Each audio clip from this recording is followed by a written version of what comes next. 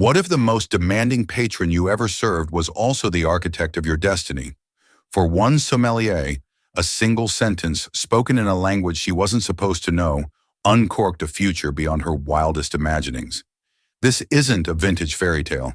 It's a story steeped in the rich complexity of New York City, where a moment of quiet rebellion in a bustling Michelin-starred restaurant caught the attention of a man who didn't just see a server. He saw an uncelebrated vintage waiting to be discovered. It's a narrative woven with the threads of a cryptic note, a private jet ticket, and a challenge so exhilarating it could either shatter her or elevate her to the grand crew she was always destined to be. The scent of aged oak, delicate truffle, and the faint, persistent tang of polish on antique silverware was the familiar aroma of Clara Vining's life. It clung to her perfectly pressed black uniform, the tailored lines of her sommelier's jacket, and the subtle weariness around her 32-year-old eyes. She worked at Le Clair de Lune, a revered French restaurant in Manhattan's Upper West Side, a place that, like its name, promised celestial elegance and frequently delivered demanding patrons. It boasted hand-blown Venetian chandeliers that shimmered like captured starlight and velvet banquettes so plush they felt like sinking into a cloud. It was a gilded cage for the city's aspiring chefs, ambitious managers, and in Clara's case, a connoisseur of forgotten flavors. Each evening, she would pin back her auburn hair, the strands catching the restaurant's soft light, and arrange a smile that was impeccable, yet rarely reached the depths of her gaze. She was exceptional at her job, knowledgeable, poised, and almost invisible, the perfect sommelier. No one swirling their Bordeaux or complaining about the bouquet of their Chardonnay would ever guess that Clara could distinguish between one's 17th century Burgundian terroir variations or passionately debate the economic impact of phylloxera on European vineyards. No one knew that 8 years ago she had been a rising star at the prestigious École des Vins et Spiritueux in Bordeaux, living a life painted in the vibrant hues of her viticultural dreams. Then came the devastating news. Her family's small, beloved vineyard in Sonoma, a legacy handed down for generations, was facing ruin. A catastrophic wildfire, an uninsured loss, and a mountain of impossible debt. Her dream evaporated like morning mist. She flew home, leaving behind the sun-drenched hills of France for the shadowed skyscrapers of a tiny studio apartment she now shared with her elderly, ailing father in Queens. Bordeaux became a phantom, a painful whisper of a life that belonged to someone else. Table 14, Clara. They need your expertise with the 82 Margaux. And quickly, hissed Jean-Luc, the maître d', his voice a sharp, urgent whisper over the clinking of crystal and hushed murmurs. Jean-Luc, with his slicked-back hair and perpetually disapproving frown, was a tyrant of timing and decorum, constantly reminding Clara that her peasant background needed to be meticulously disguised. Clara grabbed the heavy silver wine coaster, the chill of it a stark contrast to the burning resentment she often felt. On it, Jean-Luc! She moved through the opulent dining room with an innate elegance, weaving between linen-draped tables and deferential junior staff. Table 14 was her current ordeal. Mr. Alistair Finch, a notoriously pompous investment banker in his late 50s, notorious for his theatrical displays of wealth and his disdain for anyone he deemed service staff. He had already sent back a bottle of perfectly chilled champagne because, in his words, the bubbles lacked effervescence, a grave insult to my palate. He was trying desperately to impress his much younger, equally unimpressed date, Ms. Veronica Hayes, a socialite with a permanent look of boredom etched on her flawless face. And make sure the Margaux is decanted precisely 45 minutes before serving, he'd ordered earlier, tapping his designer watch with an imperious finger. Not 40, not 50. If it's too young, I'm sending it back. If it's too old, I'm sending it back. Understood, my dear? Clara had just smiled, a flicker of ice in her eyes. Perfectly clear, sir. As she navigated the evening's relentless demands, her gaze briefly swept the room. In the far corner booth, partially obscured by a towering floral arrangement, a man sat alone. He was strikingly different from the usual Le Clair de Lune clientele. He wasn't flaunting his phone, nor was he attempting to be seen. He was simply observing, He was dressed in a simple, impeccably tailored dark suit, charcoal gray, with a silk tie the color of a stormy sky. There was no flashy watch, no ostentatious display of wealth, but the cut of his clothes and the quiet intensity in his gaze spoke of a world beyond mere affluence. He nursed a single glass of water with a slice of lemon, and every time she passed, she felt his observant eyes on her. It wasn't intrusive, just intensely analytical. She'd pegged him as an intellectual, perhaps a celebrated author or a discreet art collector. He had an air of quiet contemplation that belied the boisterous luxury around him. "Table 8 needs a fresh bottle of San Pellegrino," Jean-Luc whispered, materializing at her side like a phantom, his voice laced with his usual, barely concealed contempt. "And Mr. Finch is asking for you again. He says the ambient temperature of the room is affecting the tannins of his 82. He says it's a disgrace to the vintage." Clara sighed, a tiny, almost imperceptible tremor running through her. "Of course he does. I'll see to it." It was just another Friday night, a relentless ballet of pouring, serving, and absorbing the casual condescension of people who had never known what it felt like to choose between buying medicine for a sick parent and keeping the lights on. She moved toward Finch's table, her tray of sparkling water bottles balanced perfectly, unaware that this mundane, soul-crushing Friday was about to shatter her life into a million glittering pieces and then reforge it anew. The man in the corner took a slow sip of his water, his gaze following her, a flicker of something unreadable in his eyes. He wasn't just watching a sommelier, he was waiting. The heavy gilded door of Le Clair de Lune chimed softly, announcing a new arrival. An elderly woman, looking utterly bewildered and out of place, stepped inside. She clutched a large worn handbag, her eyes wide and scanning the opulent room as if she'd stumbled into a royal ball by accident. Her clothes were elegant but subtly dated, a classic tweed coat over a simple silk dress, suggesting a European tourist who had taken a wrong turn off Fifth Avenue. She approached the host stand where a new, inexperienced host, a nervous young man named Ethan, was struggling to manage the reservation book. "Un table? S'il vous plaît?" she asked, her English heavily accented and uncertain. Ethan stared at her blankly. "A what, ma'am?" "For one." "Un table? S'il vous plaît?" she repeated, her voice trembling slightly. Yeah, just a moment," Ethan mumbled, not looking up from his tablet. The woman waited, looking increasingly distressed. She tried again, this time in her native tongue, a rapid-fire stream of French, explaining she was lost, that her taxi had dropped her at the wrong address, and she was supposed to meet her niece at a different restaurant across town. Her phone battery was dead, and she was growing increasingly anxious. Ethan just shook his head.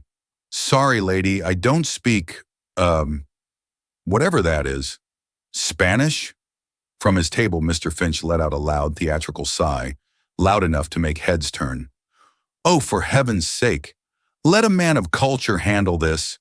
He pushed his chair back with a flourish and stood up, puffing out his chest as he approached the woman. "Bonjour, madame," he said, his accent a grotesque caricature, mangling the beautiful language. I can help you. You, want a table?" The French woman just looked more confused, her brow furrowed with a mix of fear and bewilderment. Clara, who was delivering the decanted Margot to a nearby table, felt a hot flush of second-hand embarrassment and a familiar surge of anger. It was painful to listen to. Finch was butchering the language, turning its melodic beauty into a clumsy, arrogant assault on the ears. "Voulez-vous, sit down?" he continued, gesturing wildly at an empty table with a condescending smirk. Clara couldn't stand it anymore. It was more than just his terrible French. It was his arrogance, his smug satisfaction in making a spectacle of this poor, lost woman. It was the same condescension he'd shown her and countless other service staff all evening. Something inside her, the part of her that remembered walking through ancient Bordeaux vineyards and debating philosophical texts in flawless French, finally snapped. She placed the wine on the table with a soft thud, straightened her sommelier's jacket, and approached the elderly woman. The man in the corner booth, Alistair Vance, leaned forward ever so slightly. His glass of water paused halfway to his lips. Clara looked at the woman and smiled gently, her smile finally reaching her eyes. Then she spoke. The voice that came out was not the polite, weary voice of a New York sommelier. It was a voice from another life, a voice that was as smooth and clear as the finest vintage, carrying the subtle, educated cadence of Parisian French. Madame, she began, her Bordeaux accent flawless and pure. Pardonnez-moi pour l'interruption. Cet homme ne vous comprend pas. Puis-je vous aider? Vous semblez perdu. Madame, forgive me for the interruption. This man doesn't understand you. May I help you? You seem lost. The room seemed to fall silent around their small group. Finch's jaw went slack, his face a sudden mottled red. His date stared at Clara with wide, disbelieving eyes. Jean-Luc peeked out from the kitchen entrance, his usual sneer replaced by a look of utter astonishment. The French woman's face, however, lit up with profound relief. "Oh mon Dieu, oui!" she exclaimed, her hand flying to her chest. She launched into her story again, but this time the words found a safe harbor, understood, and embraced. She explained her confusion about the restaurant's address, her dead phone, her worry about her niece leaving without her. Clara listened patiently, nodding and offering reassuring words. "Madame Dubois," she said soothingly, learning the woman's name. "Ne vous inquiétez pas, madame. Tout ira bien." "Don't you worry, madame. Everything will be all right." She turned to Ethan. "Ethan, could you please seat Madame Dubois at table 6, away from the draft, and bring her a glass of still water and a menu?" Then she turned back to the woman. "Please, have a seat. Let me use my phone to call your niece. What is her name and number?" While Madame Dubois fumbled in her purse for a scrap of paper with the contact details, Clara turned to face Mr. Finch. His face was a thunderous shade of crimson, a volatile mixture of fury and utter humiliation. "If you'll excuse me, sir," Clara said, her voice reverting to its polite, professional tone, "I'll ensure your Margot is served at the ideal temperature." She didn't wait for a reply. She walked away, leaving him standing there, utterly deflated, his grand display of culture having backfired spectacularly. She retrieved her phone from her locker, made a quick call, and sorted out Madame Dubois' predicament. Her niece was just a few blocks away at a different establishment and would come to collect her. Clara gave the woman clear written directions on a Le Clair de Lune napkin to a nearby taxi stand and ensured Ethan would call a cab for her. Madame Dubois was effusive in her gratitude, pressing a crumpled $50 bill into Clara's hand, which Clara gently refused. "Bon voyage, madame. C'est un plaisir. Have a safe evening." As Madame Dubois left, a sense of quiet satisfaction settled over Clara. For the first time in a long time, she felt like herself again. She had forgotten what that felt like.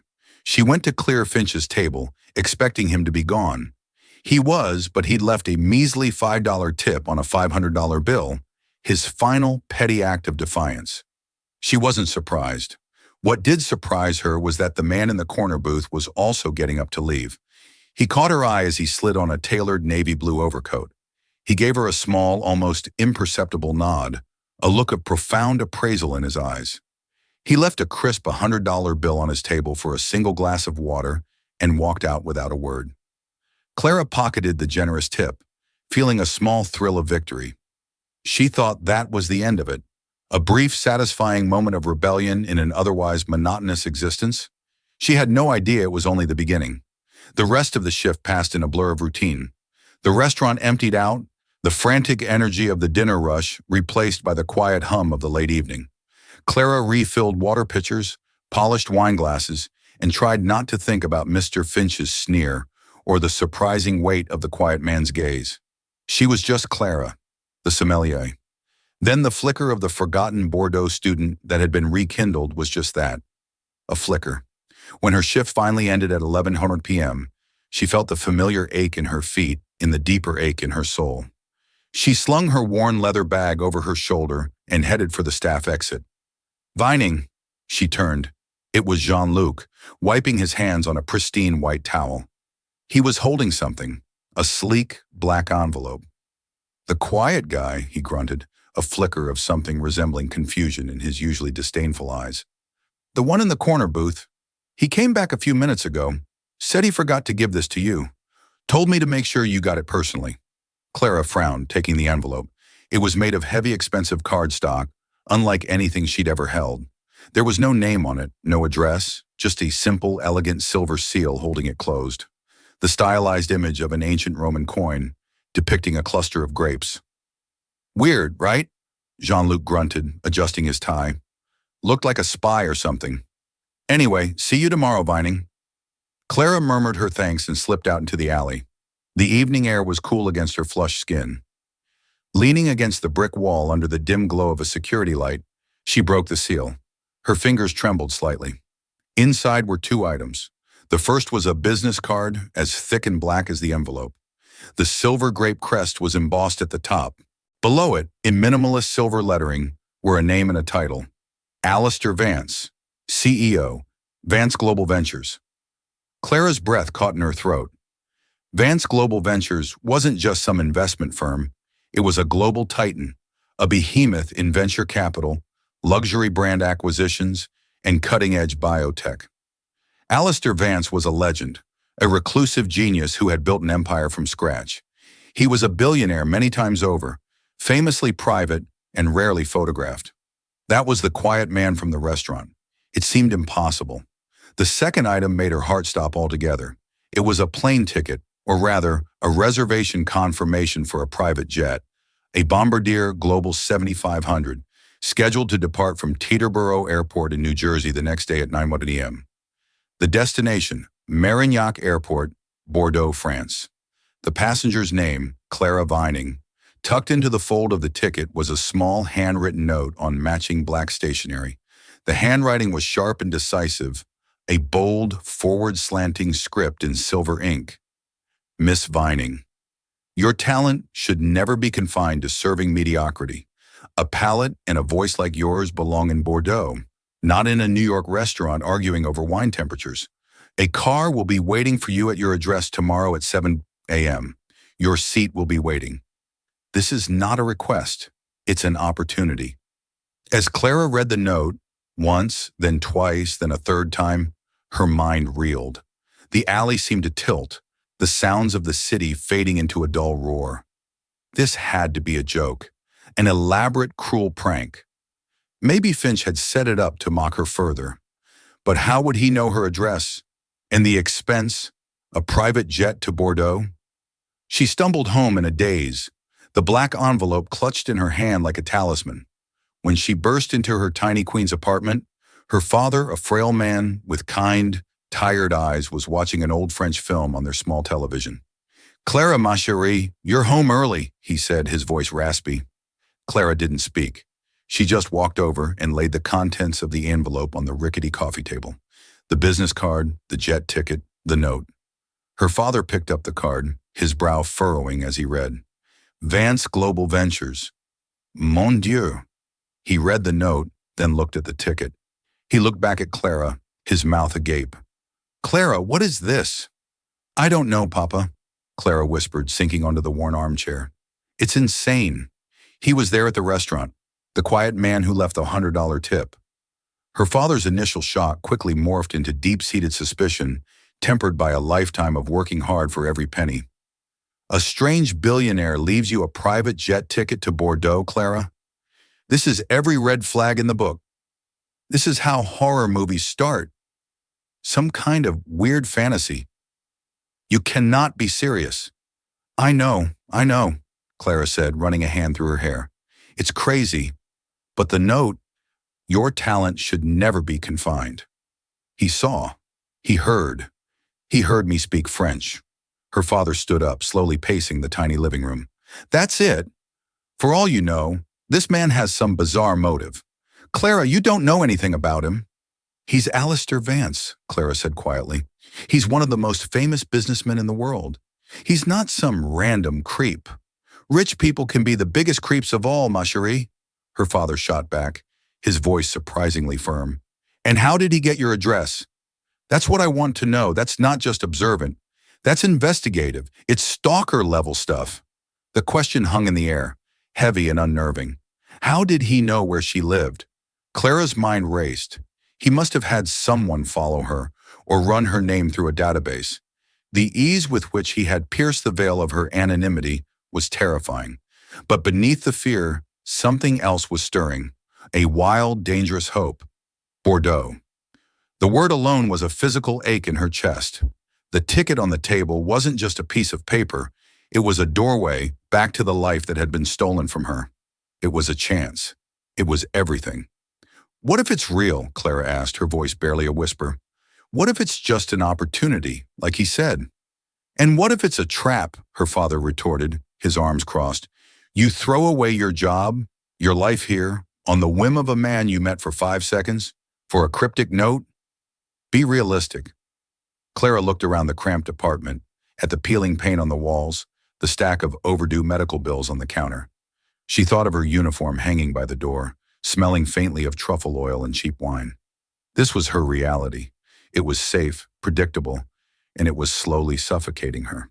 The note said, "This is not a request." It felt like a command, but also a challenge to be more than what she had become. The fear was real. Her father's warnings were logical. But the pull of Bordeaux, the intoxicating possibility of escape, was stronger. It was the most terrifying decision of her life. She looked at her father, her anchor in this difficult life. "I think I have to go," Clara said, the words tasting strange and foreign on her tongue. "I have to know." The next morning was a whirlwind of anxiety and adrenaline. Clara called Leclerc de Lune and quit, her voice shaking as she left a message for Jean-Luc. She imagined his annoyance, his casual dismissal of her as just another flaky sommelier. The thought, which would have bothered her yesterday, felt strangely liberating today. Packing was a surreal experience. What does one pack for a clandestine trip to Bordeaux offered by a reclusive billionaire? Her entire wardrobe consisted of worn jeans, faded t-shirts, and a single black dress she'd owned for years. She stuffed them into her old scuffed suitcase, feeling foolish and hopelessly out of her depth. Her father watched her, a storm of worry on his face. "I ran a background check on him," he said, holding up his ancient laptop. "Or tried to. He's a ghost. No scandals, no tabloid fodder, just business articles and philanthropy announcements. He's either a saint or very, very good at hiding things." "Maybe he's just private," Clara said, trying to convince herself as much as her father. "Private people don't summon sommeliers to Bordeaux with anonymous notes, ma chérie," he shot back. "I'm serious, Clara. I've put a tracking app on your phone. Don't you dare turn it off, and I want you to check in with me every 3 hours. If I don't hear from you, I'm calling the embassy, the FBI, the CIA. I swear to God." Clara hugged her father tightly, grateful for his fierce loyalty. "I'll be careful, I promise." At precisely 7 a.m., a sleek black Tesla Model S sedan, so silent it seemed to materialize out of thin air, pulled up to their apartment building. A chauffeur in a crisp black suit stepped out and opened the rear door. He didn't ask for her name.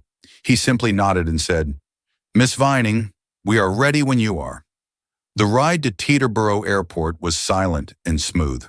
Clara stared out the tinted windows at the city rushing by, feeling a profound sense of detachment, as if she were watching a movie of someone else's life.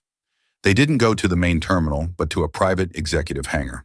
There, gleaming on the tarmac, was the Bombardier Global 7500. It was a vision of power and grace, larger and more imposing than she could have ever imagined. A flight attendant, with a warm, discreet smile, greeted her at the steps. "Welcome aboard, Miss Vining. Mr. Vance has arranged everything for your comfort. May I take your bag?" The interior of the jet was a study in understated luxury. Cream leather seats, polished cherry wood, and subtle silver accents that echoed the grape crest.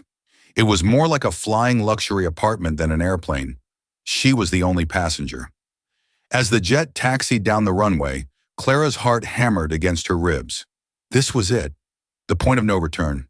The engines roared and the plane surged forward with incredible force, pressing her back into her plush seat. Within moments they were airborne, climbing steeply into the clouds. Below her, New York City shrank. The restaurant, her apartment, her old life, all of it vanishing into a hazy memory. She was untethered, suspended between the world she knew and a future that was a complete and terrifying unknown. The flight attendant served her a lunch that was better than any meal she had ever served at Leclerc de Lune. roasted duck breast with cherry reduction, artisanal cheeses, and a glass of exquisite, perfectly chilled Sancerre that tasted like liquid sunshine on her tongue. It all felt like a dream. She half expected to wake up to the sound of her alarm clock in her tiny queen's bedroom. But 7 hours later, the dream continued. As the jet began its descent, the rolling hills of Bordeaux emerged from the late afternoon haze below. A patchwork quilt of emerald green and terracotta brown, studded with ancient chateaux. The Garonne River snaked through the landscape like a silver ribbon. A lump formed in Clara's throat. She was back. After 8 years of yearning, she was finally back. They landed at Marignac, the private airport north of the city. There was no customs line, no baggage claim chaos. She was escorted from the plane directly to another waiting car, another silent chauffeur. They drove through the familiar vine-lined roads of the Médoc, past renowned vineyards that made her heart ache with a bittersweet nostalgia. Chateau Margaux, Lafite Rothschild, Latour. It was all as beautiful as she remembered. The car, however, didn't stop at a hotel. It pulled up to a set of imposing wrought iron gates that opened onto a private gravel drive lined with ancient cypress trees. At the end of it stood a magnificent stone bastide, a grand private country estate in the heart of a sprawling vineyard. It was a palace of honey-colored stone and terracotta tiles, its windows glowing warmly in the twilight. The chauffeur opened her door. "Welcome to Mr. Vance's Bordeaux residence, Miss Vining." Her legs felt weak as she walked up the stone steps. The massive oak door swung open before she could touch it. Standing in the grand flagstone-floored foyer was Alistair Vance. He was dressed in a simple, dark sweater and trousers, just as he had been in the restaurant. Up close, she could see the faint lines of fatigue around his sharp, intelligent eyes. He was younger than she'd thought, perhaps in his late 40s. "Miss Vining," he said, his voice a calm, low baritone. "Welcome to Bordeaux. I trust your flight was comfortable." Yes, thank you," she stammered, feeling small and out of place in the cavernous hall with its soaring ceilings and priceless antique tapestries. "Mr. Vance, I don't understand any of this." "I know," he said, a faint, almost imperceptible smile touching his lips. "Clarity is the purpose of your visit, but first you must be exhausted. My housekeeper will show you to your room. We can talk in the morning." He gestured, and a discreet woman in a dark uniform appeared. As Clara followed her up a sweeping stone staircase, she glanced back. Alistair Vance was watching her with the same unreadable, analytical expression he'd had in the restaurant. He hadn't explained a thing. The mystery, she realized, was only getting deeper. This was not a gift. It was a prelude. Clara awoke to the unfamiliar sensation of sleeping on sheets with a thread count higher than her entire monthly income. Sunlight streamed through tall French windows, illuminating a bedroom that was larger than her entire queen's apartment. It was exquisitely decorated in shades of warm terracotta and soft cream, with a small stone fireplace and a private balcony overlooking rows of meticulously tended vines stretching to the horizon. A fresh croissant, local artisanal jams, and a cup of rich, dark coffee were already waiting for her on a small table. It was a beautiful cage, and she was still a prisoner of confusion. After dressing in her one good black dress, which now felt woefully inadequate for this setting, she made her way downstairs. She found Alistair Vance in a vast beamed study, reviewing documents on a sleek, transparent tablet. He looked up as she entered, gesturing for her to sit in one of the leather armchairs opposite his large antique desk. "Good morning," he said. "Good morning," Clara began, her voice firmer than she expected. "Please have a seat, Mr. Vance. I appreciate the flight and the accommodations, but I need to know why I'm here. This is, abnormal, to say the least." "I appreciate that," he said, setting his tablet aside and giving her his full attention. "You are here, Miss Vining, because I am in need of a very specific skill set. A skill set I believe you possess, despite your current employment." Before he could elaborate, the study doors opened with a soft click. A woman entered, her heels clicking decisively on the polished parquet floor. She was tall, impeccably dressed in a tailored cream pantsuit, and radiated an aura of intimidating, almost aggressive confidence. Her dark hair was pulled back in a severe, glossy chignon, and her eyes, the same piercing blue as Alistair's, swept over Clara with a cool, dismissive glance.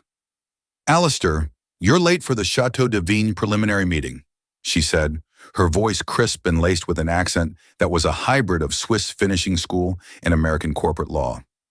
She stopped and looked at Clara again, a flicker of annoyance crossing her features.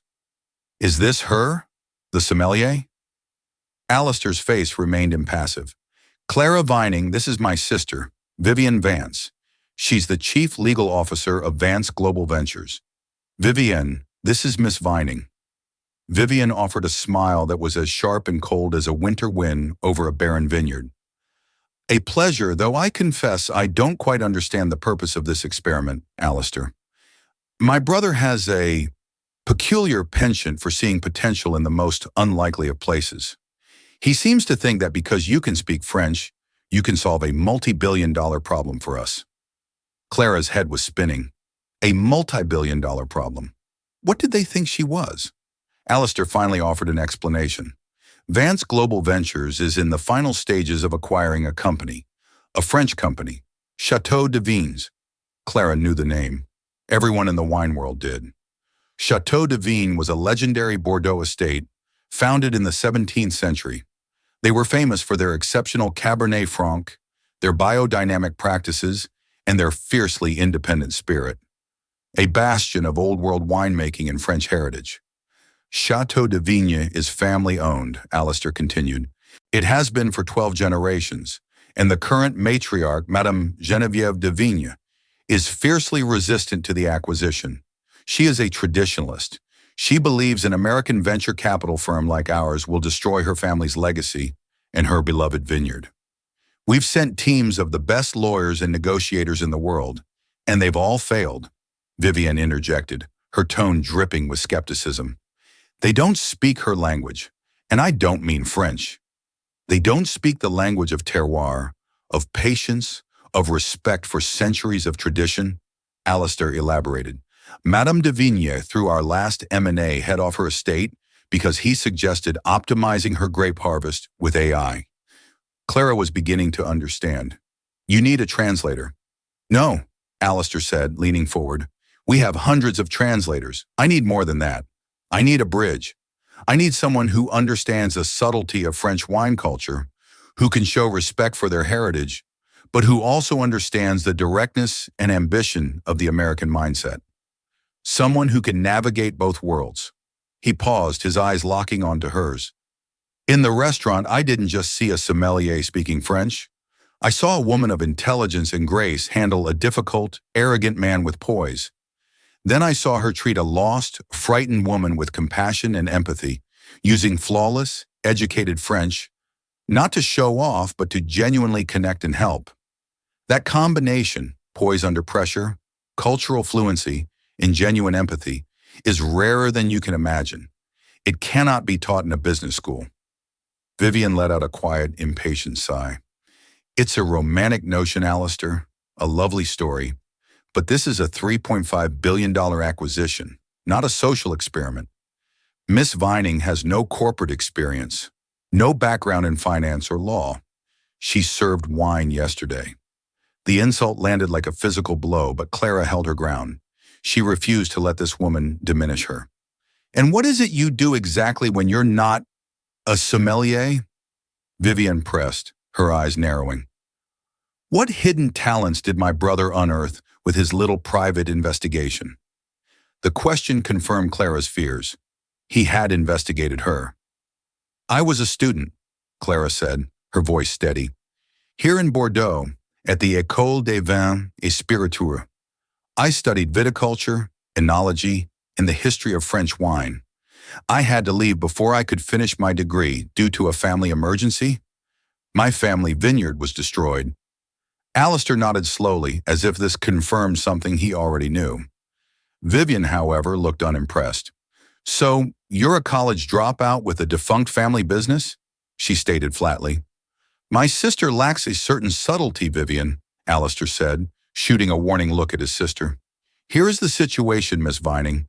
This is not a vacation. It is, for all intents and purposes, a job interview. The most unorthodox job interview of your life. I want you to be part of the team meeting with Madame de Vigny and her family. I don't want you to negotiate finances. I want you to listen, to observe, to build a bridge where we have only found walls." "And if I succeed?" Clara asked. "If you help us secure this deal," Alistair said, "I will create a position for you at this company, Director of Cultural Integration for our European acquisitions. You will have a new life, a salary that will solve any family debt you might have, and a career that utilizes your actual talents. I will also fund the completion of your degree, should you still wish for it." It was an offer that was beyond comprehension. A lifeline, not just to solvency, but to a life she thought was lost forever. "And if I fail?" Vivian answered before Alistair could. "If you fail, Miss Vining, a car will take you back to Marignac, and you will be on the next flight back to New York. You can have your old job back at Le Clair de Lune. We will, of course, compensate you for your time." Her tone made it clear that failure was the only outcome she expected. The weight of their expectations, of the entire surreal situation, pressed down on Clara. This was insane. They were asking her to step into a corporate shark tank with nothing but a half-finished viticulture degree and her fluency in French wine culture. It was an impossible task. But then she thought of the restaurant, the condescension, the slow, grinding death of her spirit. Failure here meant returning to that. Success meant everything. She looked from Vivian's cold, challenging stare to Alistair's quiet, expectant one. She took a deep breath. "When is the meeting?" she asked. The next 2 days were a brutal, high-speed education in the world of corporate acquisitions. Clara was given an office in Vance Global Ventures' Parisian headquarters, a space with a panoramic view of the Seine and the Eiffel Tower, a view that was probably worth more than she had earned in her entire life. She was buried under an avalanche of files, financial reports, market analyses, legal documents, and, most importantly, a thick dossier on Madame Geneviève de Vigny and her family. She devoured every page. She learned that Madame de Vigny was 85 years old, a widow, and had run the estate with an iron fist for 50 years. She was a legend in the wine world, a purist who despised modern agricultural techniques and corporate interference. The dossier was filled with failed attempts by other companies to acquire Château de Vigny. Geneviève had dismissed them all as soulless merchants who wouldn't know a Grand Cru from grape juice.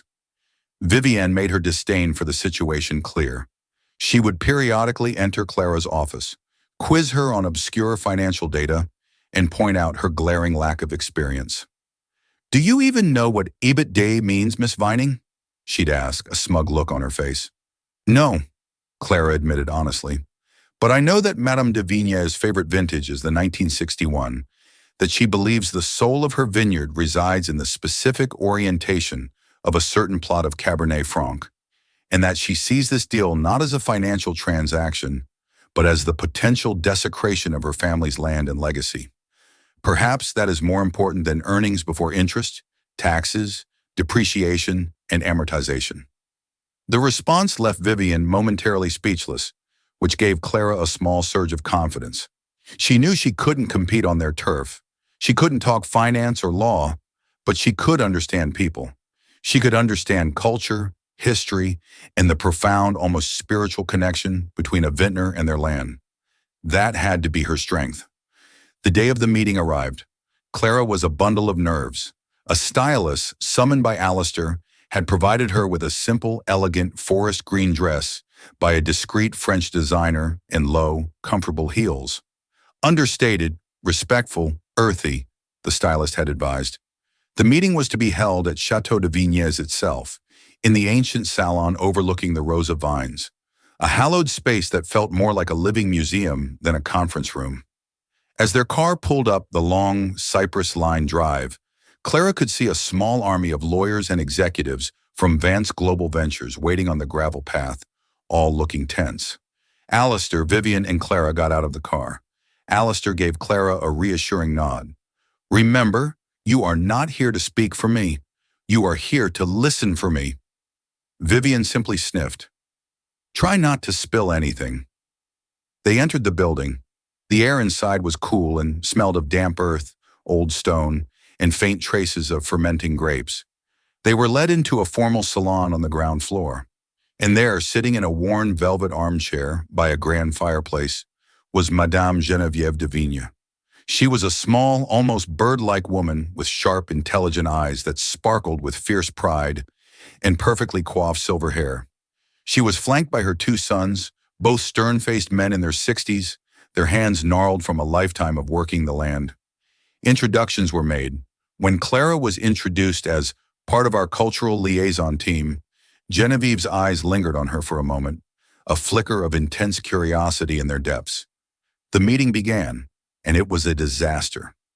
Vivian, taking the lead, launched into a slick presentation filled with charts and projections about synergy, global market expansion, and shareholder value.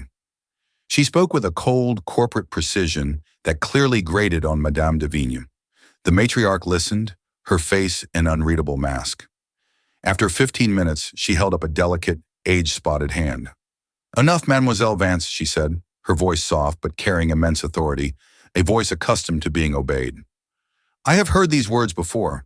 They are empty numbers on a page. You talk of expanding my brand. You speak of it as if it is a chain of supermarkets. You do not understand what we do here. The terroir, the âme, the soil, the soul." Vivian's professional smile tightened. "Madame de Vigne, with all due respect, the soul of a company does not pay its employees or fund its growth in a competitive global market." It was the wrong thing to say. A chill descended upon the room, as palpable as a sudden frost on the vines. Madame de Vigne's eldest son, Etienne, spoke for the first time, his voice a low growl. "My mother finds your approach aggressive, mademoiselle. Your words are disrespectful." The meeting devolved from there. The two sides were speaking entirely different languages, just as Alistair had predicted. The Vance team talked about efficiency and profit. The de Vigne's family talked about heritage and the sacredness of the land. Clara remained silent, watching and listening. She noticed the small details. She saw how Madame de Vigne's hand rested on a particular, beautifully illustrated book about the history of Bordeaux wine beside her. She noticed the faint scent of dried lavender coming from a small sachet tucked into the armchair. She saw the painting on the wall behind Madame de Vigne. Not a famous masterpiece, but a vibrant, intimate landscape of the very vineyard they sat in, painted in a rustic, almost impressionistic style. It had the soft, earthy colors and detailed depiction of flora and fauna, typical of local artists who truly understood the land. It depicted the specific, unique ecosystem of Chateau de Vigne. As the meeting was about to end in a complete stalemate, Clara felt a desperate urge to do something. This was her one shot. Alistair caught her eye, and she saw the question in his gaze. He gave her the slightest of nods. "Permission." "Madame de Vigne," Clara said, her voice quiet but clear, speaking in French. The entire room turned to look at her. "Pardonnez mon interruption." "Forgive my interruption." She stood up and walked not toward the negotiating table, but toward the painting on the wall. "This is a truly magnificent piece," she said, her Bordeaux accent, so different from the formal, textbook French of the translators, seeming to warm the air. The way the artist has captured the specific light of the Medoc, the texture of the soil. It's not just a painting of a vineyard, is it? It's a portrait of a living ecosystem. The oak trees along the river, the wild herbs growing between the rows. This must be from your own estate, no? Geneviève de Vigne's austere expression softened for the first time. She looked genuinely surprised and intrigued. "You have a good eye, mademoiselle," she said, a note of wonder in her voice. "That is a portrait of this very vineyard, painted by a local artist, a friend of my father's. It shows the unique biodiversity we have cultivated for centuries. It is indeed my most treasured possession, for it captures the very essence of Chateau de Vigne." "She is reading the land," Clara observed, looking closer at the details in the painting. "It's unusual for a landscape to feel so personal, as if the artist was capturing not just a view, but a profound understanding. It tells the story of the terroir." "It does," Madame de Vigne said, a note of pride in her voice. "It shows why our land is special, why our wines are unique. Each vine has a story. Each season adds a new chapter." Vivian was staring at Clara, her mouth slightly open, a look of utter disbelief on her face. The lawyers were shuffling their papers, confused by this sudden turn in conversation. Clara turned from the painting to face Madame Devine. Mr. Vance's company is built on technology and data. It is a world of numbers.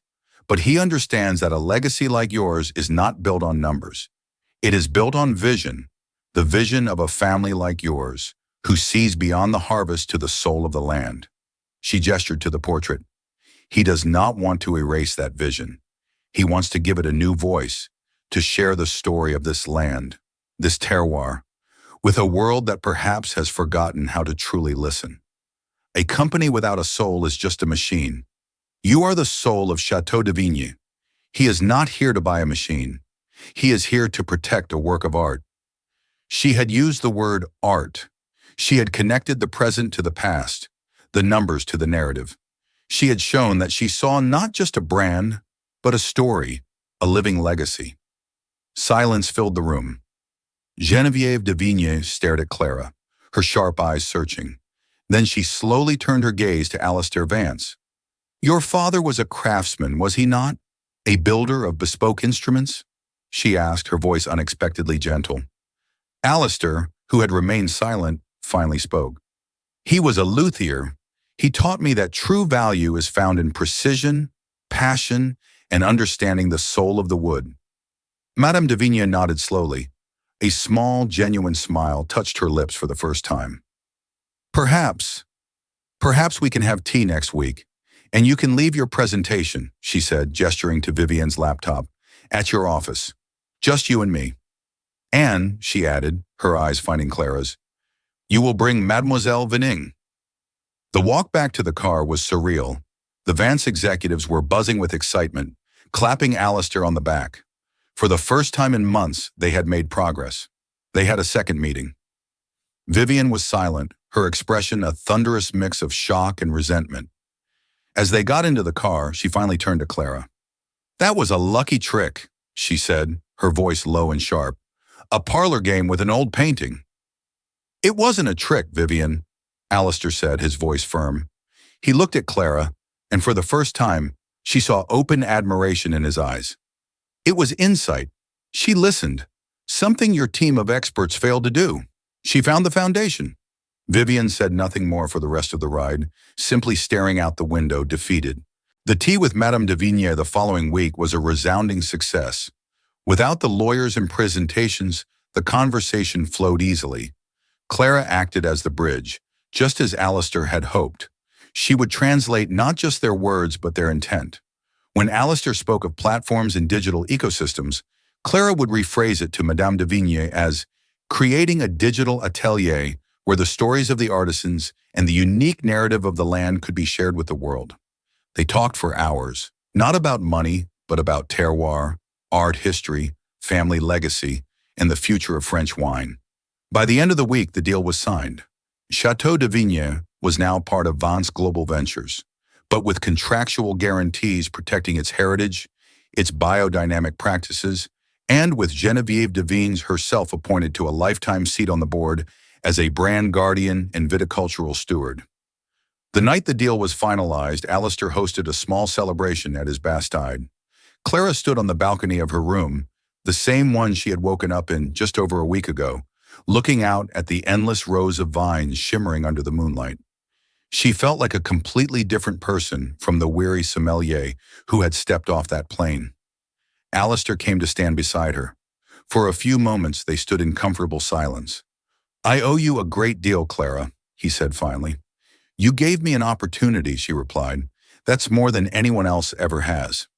The offer I made is on the table, he said, turning to face her. Director of Cultural Integration, a very generous salary, a housing allowance here in Bordeaux, and a blank check for your education. It's yours, no interview required. This was it, the culmination of the impossible dream, a new life handed to her on a silver platter. But something had shifted in her over the past week. She had not just been acting as a bridge for him, she had been rebuilding a bridge to her own forgotten self. Thank you, she said, her heart pounding. It's an incredible offer, but I have a counter-proposal. Alistair raised an eyebrow, a flicker of amusement in his eyes. I'm listening. I don't want the job as a gift, she said, and I don't want you to pay for my degree. I want you to invest in me, not as an employee you discovered, but as a partner you value. She took a breath, summoning all the confidence she had gained. I want to run the Chateau de Vigne integration, not as a director of a department, but as the project lead. Give me a budget and a team, and I want a performance-based contract. If I succeed in doubling its global prestige and expanding its limited production sustainably within 3 years, while maintaining its unique terroir and heritage, I get a stake in the subsidiary, a small one, but a real one, and I'll pay for my own degree with the salary you give me. She was asking for responsibility, not a reward. She was asking for a chance to build something herself, not just be a well-paid accessory to his empire. Alistair Vance stared at her, his analytical gaze replaced by one of genuine surprise, which slowly morphed into a broad, brilliant smile. It was the first time she had seen him truly smile, and it transformed his face, making him seem younger, more vibrant. A college dropout sommelier who served me water a week ago is now negotiating equity with me on a multi-billion-dollar deal, he said, shaking his head in disbelief. He let out a soft laugh. I knew my instincts were right about you, Clara Vining. I just had no idea how right. He extended his hand. You have a deal. Welcome to Vance Global Ventures. Clara shook his hand, a current of electricity passing between them. It wasn't just a handshake, it was a contract. It was the closing of one chapter of her life and the explosive beginning of another.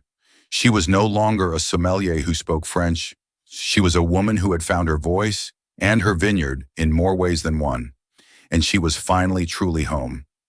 Clara's story isn't just about a lucky break. It's a powerful reminder that the person you are right now, in whatever job you're working, is not the final chapter. Your hidden talents, your forgotten passions, the skills you think no one sees, they have immense value. It was a single moment of kindness and a sentence in French that changed Clara's life.